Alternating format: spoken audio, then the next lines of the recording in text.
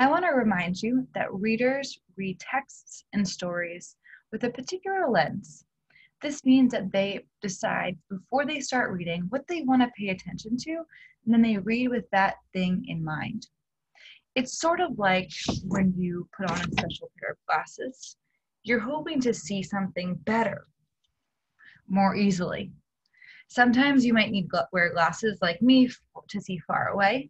I also need glasses to see close up. That's right, I have two different prescriptions. You might also wear glasses to protect your eyes from blue light, like from a screen.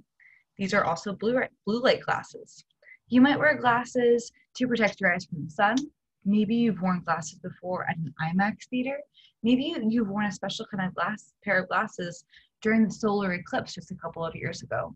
There are definitely different kinds of glasses you'd use for different purposes, just like how you might take on a different lens for different reading purposes. So I just want to remind you of the possible reading lenses that sixth graders should be considering.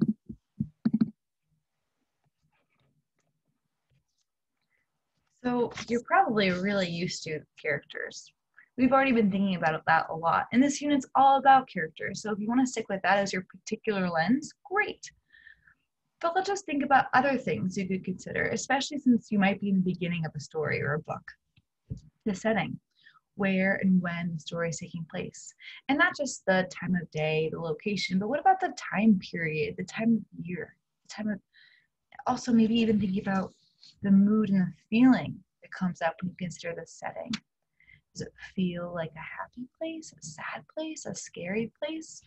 What's the mood like or the feeling like among the people? Are people happy or stressed? Are they concerned? Are they kind? Are they thoughtful? What are they acting like? What's it feel like to be there? Are there any important objects that keep getting mentioned in your story? Or maybe you just start to flag things that you notice that are kind of odd or different or unique. How about the plot? Does your story start regular, like stories typically start with the first, then next? Or is it starting with maybe a flashback, a memory? Or is there maybe a daydream? Does the author go back and forth between different people's perspectives?